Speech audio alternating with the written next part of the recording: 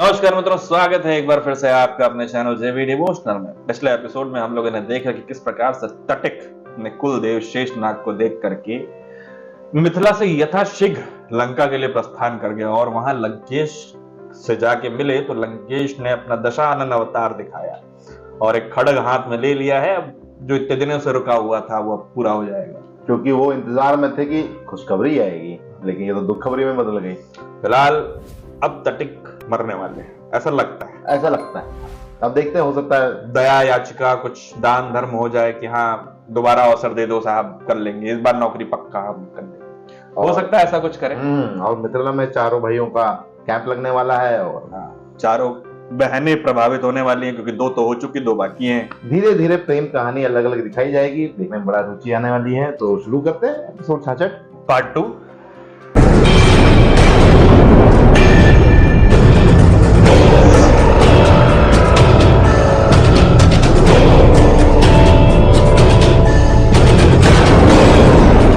तुम जानते हो मुझे असफलता से घृणा है, घृणा।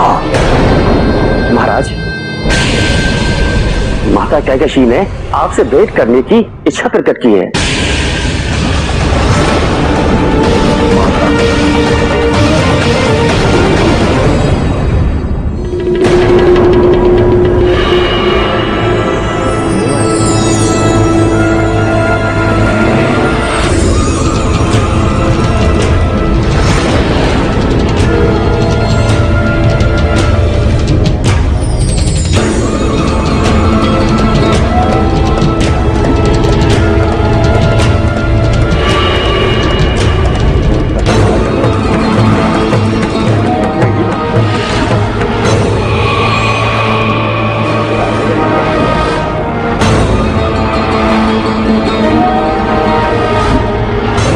माता, आपने याद किया? रावण! इतना क्रोध क्यों माता कैकसी? क्या मुझसे कोई भूल हुई है? भूल?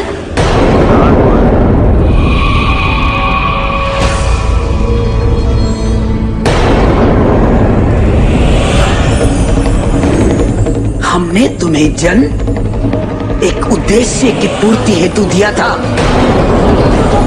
पर अब तुम मार्ग से भटक रहे हो।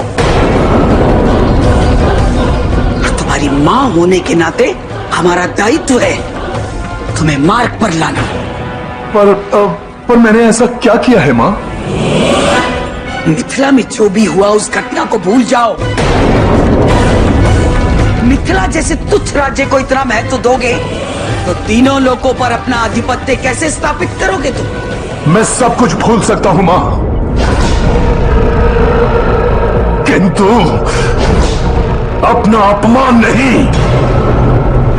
पहली बार मुझे ऐसा लग रहा है कि मेरे अंदर प्रतिशोध की जो अग्नि है, यदि मैंने उसे बाहर नहीं आने दिया तो भस्म हो जाऊंगा।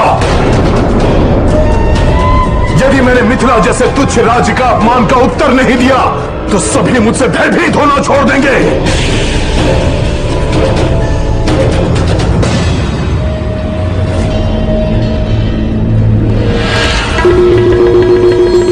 तुम्हारी ये उद्विग्नता धनुष को ना उठाने के कारण है या जनक की पुत्री को ना प्राप्त करने के कारण?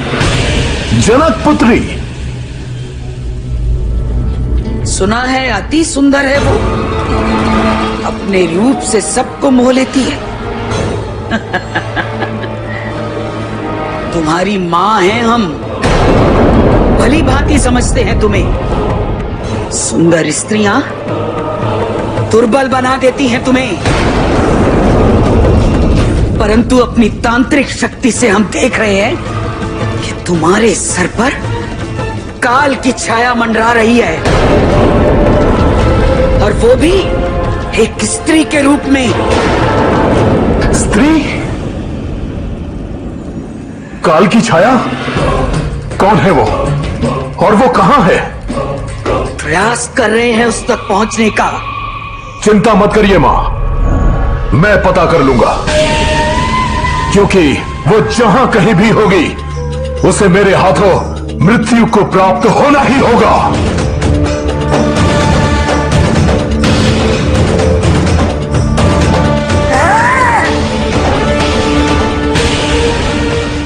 लंकेश, सभी पंडित पृथ्वी, काल, समय और लंका की कुंडली देख रहे हैं, परंतु अभी तक कोई विपरीत संकेत प्राप्त नहीं हुआ। होगा, अवश्य होगा। मुझे पूरा विश्वास है कि एक स्त्री के कारण मेरे प्राण संकट में हैं। वो स्त्री मुझे अवश्य मिलेगी। ढूंढो, ढूंढो उसे।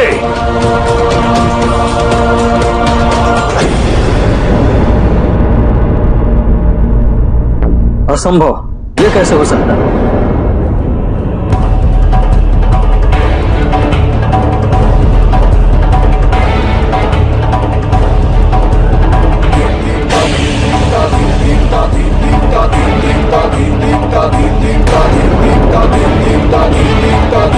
ऐसा क्या देख लिया तुमने जो इतने भयभीत हो गए हो?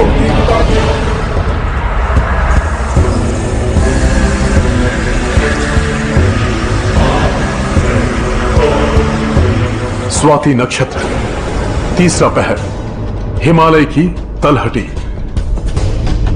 इसका अर्थ क्या है? इसमें ऐसे भयभीत होने की क्या बात है?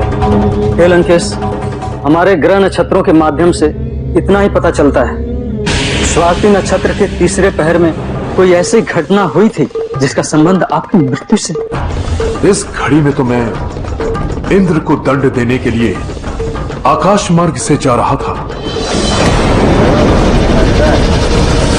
इंद्र, तुझे अमृत तो भले ही प्राप्त हो, पर मैं तुम्हारी वो दशा करूंगा जो मृत्यु से भी दयनीय होगी। ओम वैष्णवे नमः।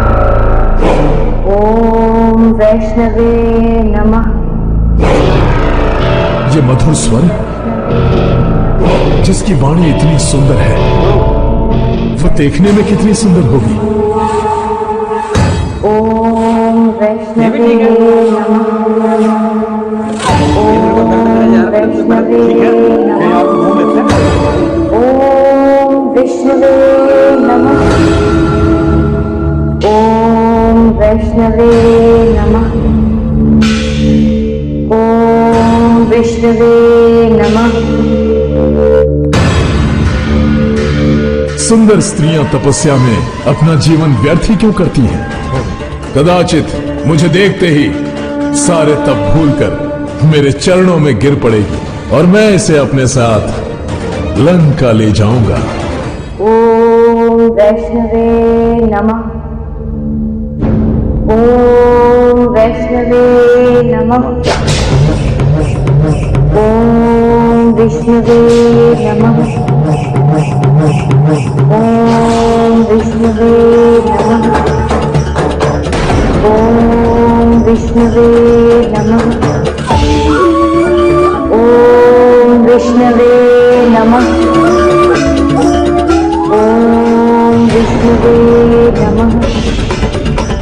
ओम विष्णवे नमः। सुंदरी, ओम विष्णवे नमः। नेत्र खोल और देख, तेरी प्रार्थना स्वीकार हुई। ओम विष्णवे नमः। सुंदरी, ओम विष्णवे नमः। सुंदरी,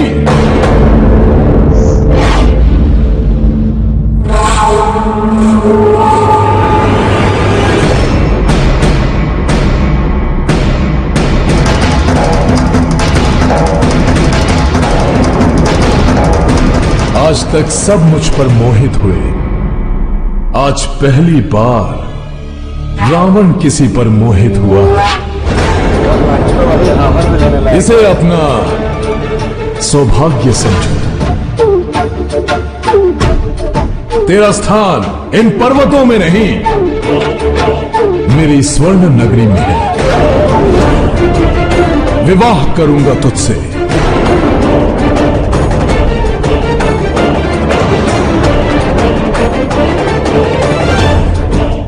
क्षमा करिए लंकेश,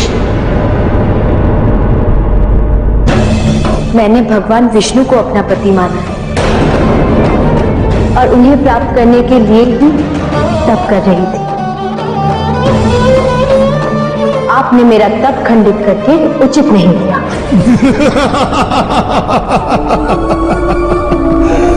सुंदर स्त्रियां तपस्या करके अपना जीवन व्यर्थ नहीं करती सुंदरी। आप अपना समय व्यर्थ कर रहे हैं लंकेश।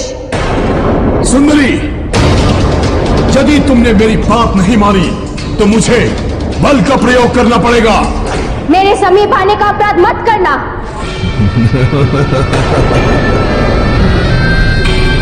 नहीं, नहीं, मैंने कहा मेरे समीप मत आओ। लंकेश, अब जाओ यहाँ से। लंकेश, मुझे स्पर्श कर दूषित न करो। छोड़ो मुझे छोड़ो।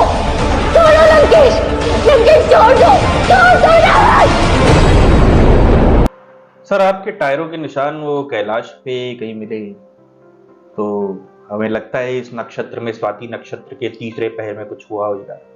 कब की बात कर रहे हैं? ये 1000-2000 साल पुरानी तो नहीं बात है। रास्ते से जा रहा था, भेल पूरी खा रहा था, मैंने कन्या देखी तो मैं क्या करूं। इतने कांडी है रावण। कांडी मतलब जो जगह जगह कांड करता रहे, कि उनको खुद ही याद नहीं कि मेरा कौन सा FIR किस थाने में दर्ज है। अगर आज की डेट के हिसाब से देखा जाए तो ऐसा इलाके में कोई थाना नहीं है जिधर अपना FIR दर्ज ना हो। किस कार्य के लिए निकले तो कहां चले गए? इंद्र को हराने निकले। हराने नहीं, बस ये अमृत प्राप्त था, लेकिन वो दूरदर्शन कर दूंगा कि पहचान में नहीं आओगे। देखिए, इंद्र को हराने का मतलब ये हुआ, जिसने इंद्र को जीता हो, यानी जिसके वश में सारी इंद्रियां हो, वो जितेंद्र हुआ। उसने इंद्र पे विजय प्राप्त की है। लेकिन रावण उस यात्रा के दौरान ही अपनी इंद्रियों का वश खो देता है।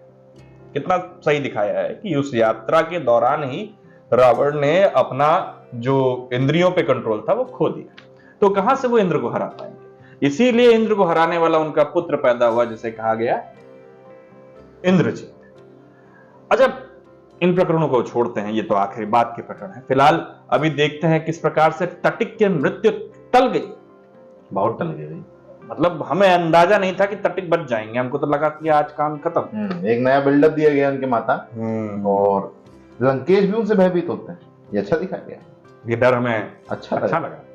फिलहाल के लिए इस एपिसोड के दूसरे खंड को हम यहीं समाप्त करते हैं। शीघ्र ही मिलेंगे तीसरे खंड के साथ। तब तक के लिए राधे राधे।